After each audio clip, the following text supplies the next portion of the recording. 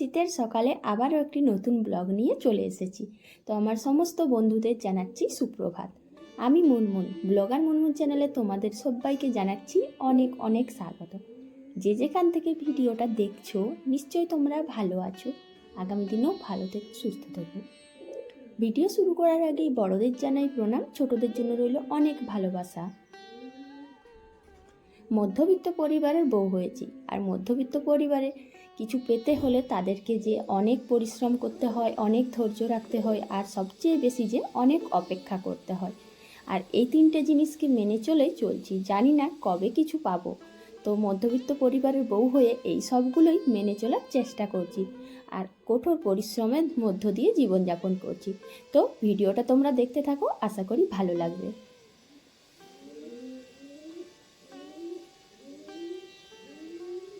সকালবেলায় উঠোনটা ঝাঁট দিয়ে দিচ্ছি, আর আম পাতা তো অনেকগুলোই পড়েছিল। তারপর মোটামুটি সমস্ত কাজকর্ম প্রায় সেরে নিয়েছি। এখন দেখো, এই যে কয়েকটা থালাতে বড়ি ছিল সেইগুলো রোদে দিলাম। একটা থালা আমাদের ছিল আর একটা কাকিমাদের। ওখানের কাজকর্ম করে চলে এসেছি বাগানে। আর এই আমার সাধের বাগানটাই দেখো আস্তে আস্তে করে অনেক বড় বড় ফুল ফুটেছে। আর এই ফুলগুলো মানে এক একটা ফুল এত বড় না, দেখো আমি এসেই তো যে ডালগুলো পড়ে গিয়েছে সেইগুলো হাতে তুলে নিয়েছি। মানে এতটাই বড় আর এতটাই ভারী যে ডালগুলোও ভেঙে পড়ে যাচ্ছে। কিন্তু জল এনে করে জল না দিয়ে আমি গাছগুলোর ফুলগুলোই হাত দিয়ে দিয়ে দেখছি কি দারুণ অপূর্ব লাগছে। সত্যি এই যে পরিশ্রম করেছিলাম, ধৈর্য রেখেছিলাম, তাই এত দেরিতেও লাগিয়ে কি সুন্দর গাছগুলোই ফল পেলাম। এত সুন্দর সুন্দর ফুল, এটা বলো তো তোমরা, এই এতটা পাওয়া সত্যি আমার না খুবই ভালো লাগছে। বাগানটার মধ্যে এলেই মন ভরে যায়। আর ফুলের চেয়ে সুন্দর কিচ্ছু হতে পারে না। তাই তোমার জীবনে যাই ঘটুক না কেন, ফুল গাছ লাগানো আর ফুল গাছে জল দেওয়া, ফুল গাছের যত্ন নেওয়া, এইগুলো কিন্তু অবশ্যই করা দরকার। আর আমিও দেখো সারাদিনের যতই কাজকর্ম হোক না কেন এগুলোর কিন্তু যত্ন নিতে ভুলি না। তবে যখন ফুল ফুটছে, এই যে আজ এসেই দেখলাম ফুলগুলো, উফ কি সুন্দর লাগছে। এই গাছটাই অনেক ফুল ফুটবে, আর দুটো ফুল ফুটতেই কীরকম ঝুমে পড়ে গিয়েছিল। তাই তোমাদের দাদাভাইকে বললাম একটু সাইডে সাইডে কাট দিয়ে দাও, তাহলে এটা ঠেস পাবে আর পড়ে যাবে না।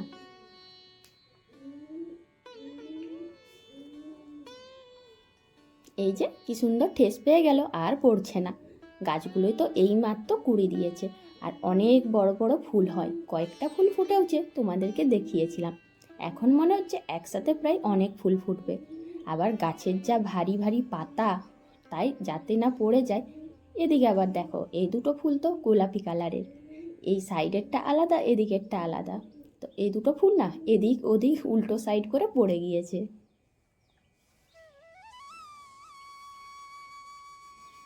ধৈর্য আর অপেক্ষা আর পরিশ্রম, এই তিনটে থাকলে যে অনেক কিছু পাওয়া যায়, সেটা আমি দেখলাম বাগানটা লাগিয়ে। বাগানের গাছগুলো কি সুন্দর সুন্দর হয়েছে আর ফুলও ফুটেছে। ওখান থেকে চলে এসেছি, এখন এই যে রান্না করে নিচ্ছি।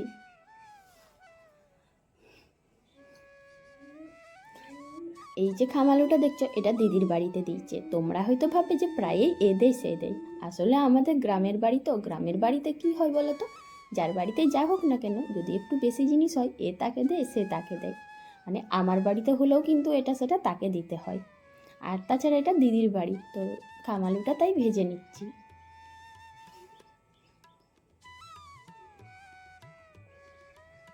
বেশি আঁচ দিলে পুড়ে যাবে, তাই উনুনের মধ্যে যে কাঠটা ছিল সেই আঁচটা দিয়েই ভেজে নিচ্ছি। সবার শেষে রান্নাবান্না করে একেবারে শেষে আমি ভাত বসাবো। আর চালটাও ভেজানো ছিল, কিন্তু ভালো করে ধোয়া ছিল না, সেই জন্যই ভালো করে ধুয়ে নিচ্ছি। এই দুপুর পর্যন্ত জানো তো পুরো ছুটো দৌড়ের ওপরে অনেক কাজ করতে হয়। আর আজকে যেহেতু ভাতটা বসিয়ে দিতে পারছি, তার মানে বাড়ির ভেতরে যা যা কাজকর্ম আছে সেগুলো টুকটাক সেরে নিতে পারবো। তোমাদেরকে তো প্রথমেই বললাম যে পরিশ্রম না করলে কিছু পাওয়া যায় না, আর পরিশ্রম তো করতেই হবে। তো এখন এই ভাতটা বসিয়ে বাড়ির ভেতরে টুকটাক কাজকর্মগুলো করে নিলে কিছুক্ষণ পরে একটু বিশ্রাম পাবো। তো এই দেখো অবস্থা, আমাদের এখানে মেঘের কি অবস্থা হয়েছে। ভাত খাচ্ছি আর সেই সময় দেখছি মেঘ রাখছে। জানো তো বন্ধুরা, সকালবেলায় অনেক কেচেছিলাম, তারপরও দেখলাম যে শুকনোও হয়ে গেল, প্রচুর রোদ ছিল। হঠাৎ এখন মেঘটা কালো হয়ে গেছে, মানে আমি যখন রান্না করে ভাত বসাই তখনও ঠিক ছিল। তারপর ভাত খাওয়া দাওয়া করছি, তখন দেখছি মেঘ ডাকছে। হঠাৎ করে এত মেঘ ধরে গিয়েছে আর এত গর্জন, মনে হচ্ছে খুব বৃষ্টি হবে। জানি না এরপর কি হবে, তবে চারপাশটা কালো হয়ে গিয়েছে। আর সব থেকে চিন্তা এই আমাদের বাড়িটাকে নিয়ে।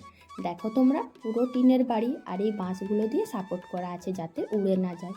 আর জানো তো বন্ধুরা, আমাদের মতো মধ্যবিত্ত বাড়িতে এটাই সমস্যা হয়, আর একটা বাড়ি ঘর ভালো করে না থাকলে অনেক চিন্তা। তো কী যে হবে কে জানে। অনেক পরিশ্রম, ধৈর্য আর অপেক্ষা তো রেখেছি, যদি কোনোদিন একটা ভালো করে বাড়ি করতে পারি, বা এই বাড়িটা যদি রিপেয়ার করতে পারি।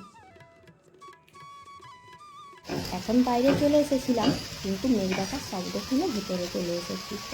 তোমরা দেখতে পাচ্ছ কিনা দেখো, ওদিকে খুব বিদ্যুৎ দিচ্ছে আর বৃষ্টিও প্রচুর জোরে পড়ছে।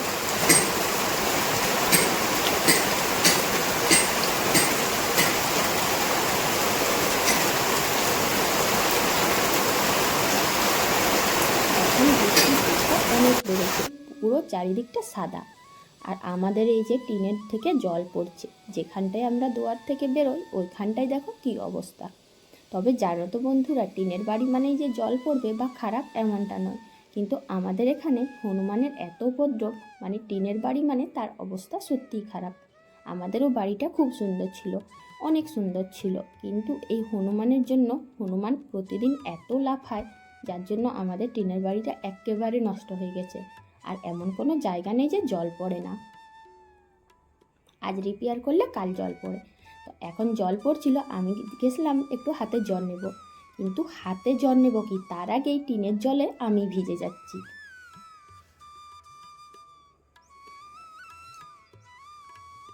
একটু জল নিচ্ছিলাম, বিদ্যুতের শব্দ হচ্ছে। বিদ্যুৎ বাজ এত জোরে জোরে হয়, এটাকে আমি খুব ভয় পাই, তাই বাড়িতে চলে এলাম। এসেই দেখলাম যে কাকিমাদের এদিকটাই, ওদের ছাদ থেকে কত জল পড়েছে। মানে 5-10 মিনিটের মধ্যে এত বেশি জোরালো বৃষ্টি হলো। হঠাৎ করে বৃষ্টি হবে এটা কিন্তু খবরেও দেখিনি, আর আমাদের জানাও ছিল না। কিন্তু যাই হোক, কোনো কিছু অসুবিধে হয়নি। আর জামা কাপড়গুলোও শুকনো হয়ে গেছিলো, আর বাগানেও সেরকম কিছু নেই যে অসুবিধে হবে। একটাই অসুবিধে যে জল পড়ছে, আর দুপুরে যত বাসন ছিল সব জমা হয়ে গেছে। তারপরে আবার আজকে একটু বেশি বাসন হয়েছিল, কেন জানি না, বুঝতে পারলাম না। আর মুড়ি খাওয়ার বাসনও ধোয়া হয়নি, তাই অনেক বাসন। এখন শুধু চিন্তা হচ্ছে যে বৃষ্টিটা কখন থামবে আর কখন বাসনগুলো ধোবো। তারপর বৃষ্টি থামতে থামতে অনেক রাত হয়ে গেছে, তাই তোমাদের সাথে আর বাসন ধোয়ার ভিডিওটা শেয়ার করতে পারলাম না। বাসন ধুয়ে চলে এসেছি। ছেলেকে একটু জোর করে ধমক দিচ্ছি যে চাদরটা একটু ধরে দেয়, দুজনে মিলে বিছানা করব।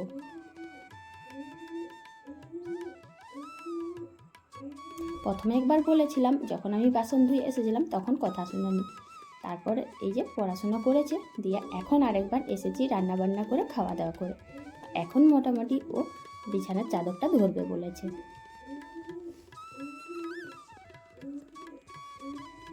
ওকে একটু জোর করেই কাজ করাতে হয়। টুকটাক কাজগুলো যদি এখন থেকে শিখে যায়, কাজ করুক বা না করুক সেটা আলাদা কথা, কিন্তু শেখার আগ্রহটা থাকা দরকার। আর এখনের বাচ্চাদের শুধু ভালো মন্দ খাবো, আর যদি ফোন পেয়ে যায় তাহলে তো কিচ্ছু বলার নেই। আমি একটু জোর করে ওকে বললাম। তো দেখো বন্ধুরা কি অবস্থা, ওর বাবার ফোনটাও যা হোক করে ম্যানেজ করে নিয়ে নিয়েছে। আমি দিতে চাইছিলাম না, তাই ওদিক থেকে আরেকটা নিয়ে নিয়েছে। দুপুরে যত জামা কাপড় ছিল এখন সেগুলোই কেচে নিচ্ছি। আবার ওকেও বলছি যে সকালে টিউশন আছে, তাড়াতাড়ি ঘুমিয়ে যাও। কিন্তু এখন আর বাচ্চারা কি বদমাস দেখো, মানে মা যতক্ষণ না জোর করে ঘুম পাড়িয়ে দেবে বা শুইয়ে দেবে ততক্ষণ পর্যন্ত কোনো কিছু করবে না। আবার ফোন আছে মানে পৃথিবীর সব ভুলে গিয়েছে। তো আমি সেই জন্য এই ব্ল্যাঙ্কেটটা দিয়ে দিলাম যে এটা নিয়ে অন্তত ঘুমিয়ে যা, আমি জামা কাপড়গুলো গুছিয়ে নিই।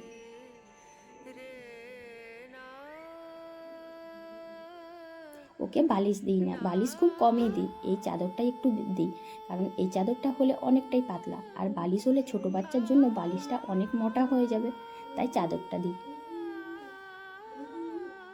তো সারাদিন যতই কাজকর্ম করি না কেন, দেখো ছেলের সঙ্গে কথা বলতেও কিন্তু ধৈর্যের দরকার হচ্ছে। আমাদের মতন সংসারে ধৈর্য, কঠোর পরিশ্রম এগুলো না করলে একেবারেই সংসার চলবে না।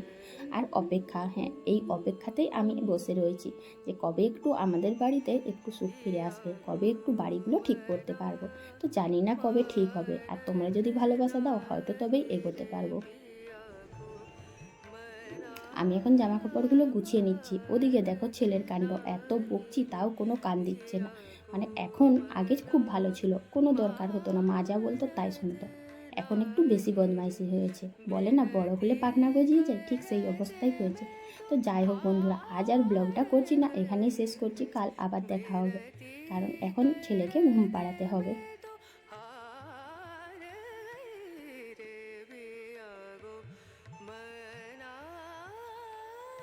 এই জামা কাপড়গুলো কেচেছিলাম, আবার কয়েকটা দেখছি যে এদিক সেদিকের ব্যবহারেরগুলোও রয়ে গেছে, তাই বেছে বেছে বের করে দিচ্ছি, ওগুলো কালকে কেচে নেব।